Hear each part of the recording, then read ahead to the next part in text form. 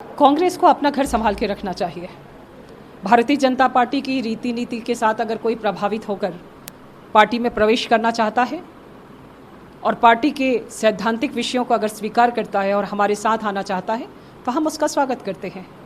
कपिल सिब्बल ने health sector को कहा है कि हेल्थ सेक्टर डिपेंडेंट है 2G के ऊपर, गोबर और गौमूत्र के ऊपर, मतलब इस तरीके का मॉक किया है, मजाक उड़ाया है। कांग्रेस पार्टी को अपना इतिहास देखना चाहिए और मुझे लगता है कि भारत की संस्कृति पर इन्होंने जिस प्रकार के आघात किए, उस आघात के कारण ही आज कांग्रेस की ये दशा है। कांग्रेस जहां पर खड़ा होना चाहिए था कांग्रेस को, आज कांग्रेस अपने अस्तित्व को खोज रही है।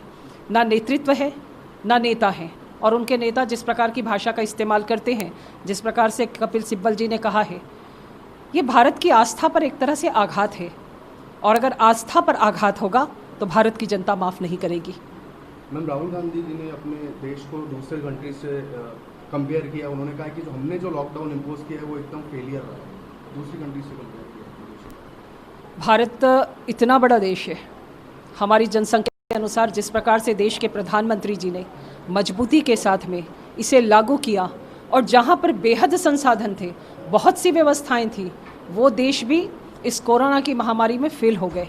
लेकिन भारत सफलतापूर्वक पहले स्टेप को पार किया, दूसरे को किया, और तीसरे स्टेप को भी हमने पार किया। लेकिन हम तीसरे स्टेप पर देश के प्रधानमंत्री जी ने पूर्व में ही कहा था कि ये समय हम सब लोगों के लिए बहुत एहतियात का है, कोशिश हमें करनी है। हम कोशिश कर रहे हैं। जिस प्रकार से ये वैश्विक महामारी पूरे देश में फैली, पूरे विश्व में फैली, उसमें भारत ज़्यादा सुरक्षित रहा है।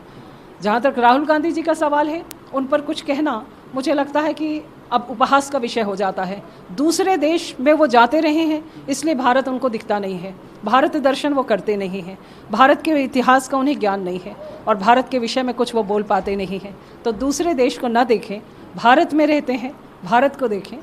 मुझे लगता है कि एक बार उनको थोड़ा अध्ययन गहराई से और अच्छे से करना चाहिए। मैम, ममता बनर्जी जी का कहना है कि हम लोग अभी अम्फन से लड़ रहे हैं, हम लोग कोरोना से लड़ रहे हैं, लेकिन कुछ पॉलिटिकल पार्टीज हमको हटाने की बात करती है, रिमूव करने की बात करती है। ये समय पॉलिटिक्स करने का नहीं है ऐसा लगता है। निश्चित तौर पर ममता जी को ये ज्ञान बहुत देरी से आया।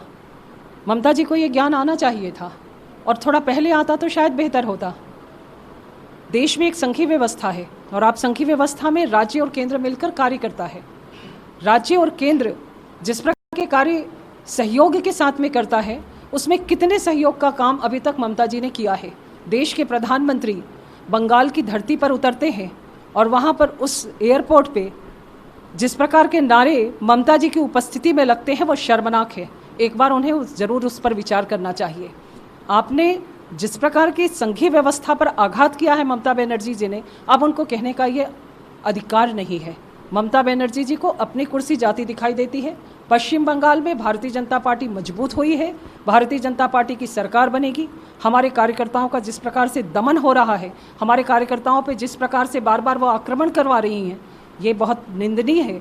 लेकिन भारतीय जनता पार्टी शहने शहने आगे बढ़ रही है, हमारी सरकार बनने जा रही है, तो अब उन्हें ये ध्यान आना था, ये स्वाभाविक था।